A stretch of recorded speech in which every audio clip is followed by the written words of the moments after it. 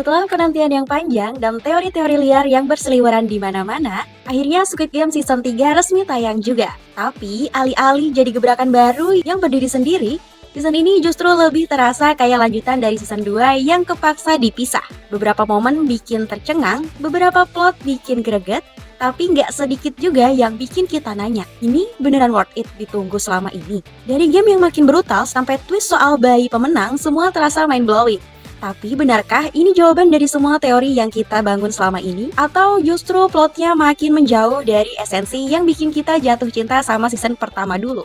Hai Sources, selamat datang di channel Click Source dan sekarang kita berada di segmen LMD, Let's Movie Discussion.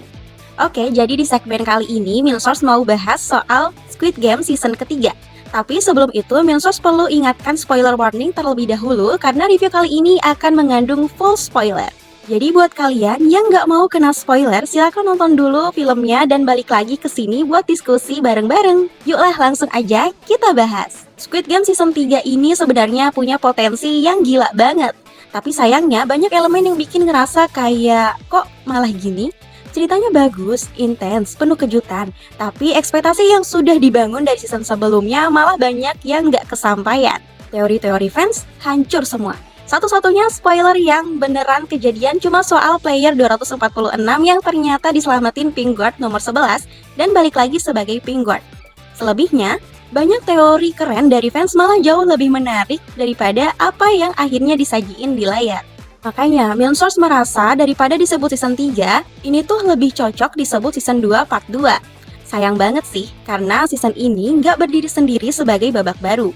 Dia cuma lanjutan aja, bukan sesuatu yang berdiri penuh seperti season 1 dulu yang solid banget dari awal sampai akhir. Tapi Milsource harus akui, tetap ada bagian yang bikin mind blown. Kayak ide bayi baru lahir dijadiin peserta game, itu udah level psikopat sih. Tegang banget pas tahu para peserta malah saling rebutan buat eliminasi si bayi, tapi justru plot twistnya adalah sang bayi itu yang keluar sebagai pemenang dan langsung dapat 45,6 miliar won sebagai warisan dari ibunya. Gilanya lagi, Gi-hun rela mati demi ngelindungin si bayi. Itu gila sih, tapi juga ngena banget karena sisi kemanusiaan Gi-hun makin kelihatan kuat. Permainan di season ini juga makin brutal dan penuh strategi psikologis, bikin semua karakter diadu sampai ke titik paling egois mereka. Justru karakter-karakter yang awalnya nggak di-highlight banyak malah bertahan sampai detik-detik terakhir. Menurut Milsource, dari awal memang semua ini udah dirancang buat nyaring satu pemenang dari manusia-manusia paling egois dan display. Salah satu karakter yang bikin Milsource lumayan mikir adalah si Myung-gi. Dia ini cowok mau kondo, mantan preman nyoba tobat, tapi cara dia ditulis kayak setengah-setengah gitu. Di satu sisi, dia kelihatan mau tanggung jawab jadi ayah bayinya Junhee. Tapi di sisi lain, sifat manipulatif dan egoisnya masih dominan. Dan bukannya dapat arc redemption yang bikin kita ikutan peduli, dia malah dikasih jalan cerita yang memperjelas kalau dia nggak benar-benar bisa berubah. Sampai akhirnya dia mati di akhir bukan karena pengorbanan, tapi karena dia emang gak bisa lepas dari nafsunya terhadap uang. Wajar sih kalau Junhee akhirnya nitipin anaknya ke Gi-hun daripada Myung-gi. Sayangnya Junhee sendiri juga harus gugur, sedihnya dia mati pas udah punya tekad kuat buat nyelamatin anaknya. Yang bikin Milsource paling kecewa adalah kematian Hyunju. Terlalu dipaksain banget, padahal karakternya ini tuh punya kedalaman, bukan trans yang pick me nyari pengakuan. Tapi benar-benar nunjukin jiwa manusia yang berusaha menemukan identitas dirinya. Banyak fans yang berharap dia bisa bertahan dan balik ke dunia nyata sebagai dirinya sendiri, bisa jadi inspirasi. Tapi malah dihabisin gitu aja sama Myung-gi di game petak umpet. Jadi kesannya karakter yang bisa kasih warna dan makna dibuang tanpa impact emosional yang cukup. Sementara itu, Junho yang akhirnya nemuin pulau Squid Game itu juga ngebosenin banget. Ekspektasi tinggi karena perjuangannya dari season lalu itu intens, penuh misteri, pas ketemu pulaunya cuma dateng, nanya-nanya ke Inho si frontman, terus pulang. Lah, buat apa semua usaha itu? Gak ada dampaknya sama sekali, gak ada follow up, gak ada tekanan balik ke organisasi, gak ada perubahan, nanggung banget. Sama kayak kemunculan boneka Cholso, dianggap bakal jadi pengganti Yonghee yang ikonik, tapi pas muncul, ya udah, datar aja, gak ninggalin kesan. Padahal teori-teori dari fans tentang game baru tuh jauh lebih seru dan imajinatif. Banyak hal yang seharusnya bisa lebih dalam dan meaningful, malah berasa lewat begitu aja. Misalnya, soal para tamu VIP, mereka ini tuh dari dulu udah jadi simbol kekuasaan gila dan kelainan manusia yang memperlakukan nyawa orang lain kayak pion catur buat hiburan. Tapi sampai sekarang, gak ada penjelasan jelas siapa mereka, dari mana asal kekayaannya, apa motivasinya selain karena bisa. Kemunculan mereka selalu sekilas, cuma buat nampilin sisi keji sistem Squid Game, tapi sayangnya gak pernah dikupas lebih jauh. Padahal ini bisa jadi layer baru yang bikin kita makin greget sama sistem busuk di balik game ini. VIP di Squid Game itu jujur aja bikin penonton gregetan bukan karena mereka jahat atau sadis, tapi karena kehadiran mereka terasa maksa dan malah ganggu atmosfer cerita. Alih-alih bikin tegang, mereka malah bikin kesel. Dari cara mereka ngomong yang kayak dubbing murahan, padahal aslinya itu mungkin bukan dubbing, cuma emang acting dan delivery-nya yang kaku banget. Sampai dialog mereka yang so edgy tapi kosong makna.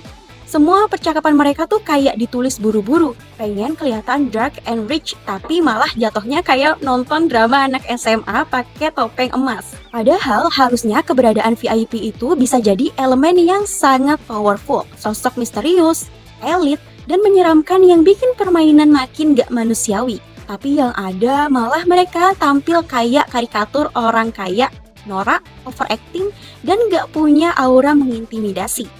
Bayangin aja, mereka datang ke tempat segila itu cuma buat nonton orang mati sambil leyeh-leyeh pakai jas jubah mewah. Tapi gayanya kayak turis mabuk nyasar ke acara gladiator. Aura mahal dan misterius yang harusnya jadi inti karakter mereka jadi hilang total. Mereka bukan simbol kekuasaan kelam, tapi malah kayak cameo yang bikin ketawa sinis. Ditambah lagi, karakter-karakter baru di season ini juga nggak dapet porsi eksplorasi yang cukup. Kita cuma disuruh ngelihat mereka bertahan hidup dan mati satu-satu tanpa sempat benar-benar ngerti motivasi, luka, atau sisi emosional mereka. Sayang banget sih. Padahal ini yang bikin season 1 begitu berkesan. Kita peduli sama karakternya. Sebenarnya bukan berarti season ini jelek, tapi jelas banget karena kalau pembagian season ini lebih karena strategi marketing daripada kebutuhan cerita. Coba bayangin deh, kalau season 2 dan 3 digabung, nonton maratonnya bakal jauh lebih masuk akal dan utuh secara naratif. Karena ceritanya bukan babak baru, ini cuma lanjutan. Nah, pas endingnya dikasih teaser bakal ada Squid Game versi Amerika, itu langsung nunjukin bahwa franchise ini lagi disiapin buat eksplorasi universe. Secara ide menarik sih, karena sistem kayak gini bisa aja terjadi di mana-mana, apalagi dengan isu global soal ketimpangan sosial dan manipulatif psikologis. Tapi tolong banget ya, jangan sampai jadinya template copy-paste dari versi Korea. Minsource pengen banget lihat season berikutnya punya cita rasa lokal tapi tetap ngasih tekanan moral, ketegangan psikologis, dan eksplorasi karakter yang dalam. Karena dari awal, Squid Game bukan tentang siapa pahlawannya, tapi tentang gimana sistem jahat bisa nelen manusia satu-satu, dan siapa yang bisa bertahan tanpa kehilangan nurani. Jadi overall, walaupun banyak part yang gila dan layak diacungi jempol, terutama soal permainan dan ending bayi pemenang, tapi secara struktur ini bukan season 3 yang berdiri sendiri. Ini lanjutan yang ketunda dan dipecah dua demi alasan marketing. Minsource paham kenapa harus dipisah, tapi dari sisi penonton rasanya kayak ditipu ekspektasi. Kalau kalian suka plot twist dan permainan psikologis yang sadis, kalian tetap bakal nikmatin. Tapi kalau kalian datang karena teori, fanservice, atau perkembangan karakter tertentu, siap-siap kecewa. Minsource kasih skor 6,9 dari 10 karena secara teknis dan konsep masih solid, terutama di sisi ketegangan game dan sinematografi yang tetap memukau. Beberapa elemen cerita punya potensi luar biasa dan beberapa momen emosional berhasil kena banget. Tapi sayangnya, fondasi cerita yang dibangun sejak season sebelumnya gak dikembangkan seutuhnya. Nilainya nyaris 7 karena niat dan keberanian eksplorasi tetap terasa, tapi masih ada ganjalan di cara pengemasan narasi dan karakterisasi. Kalau menurut kalian gimana nih sources? Setuju nggak sama Minsource? Atau kalian punya teori dan pendapat sendiri soal jalan cerita dan endingnya? Yuk kita obrolin rame-rame di kolom komentar. Jangan lupa subscribe channel Click Source untuk menikmati konten-konten kami yang lainnya. Segmen Let's Movie Discussion akan selalu tayang setiap weekend.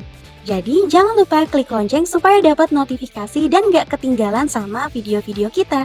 Follow juga sosial media kami supaya gak ketinggalan update berita dan juga konten fresh setiap harinya.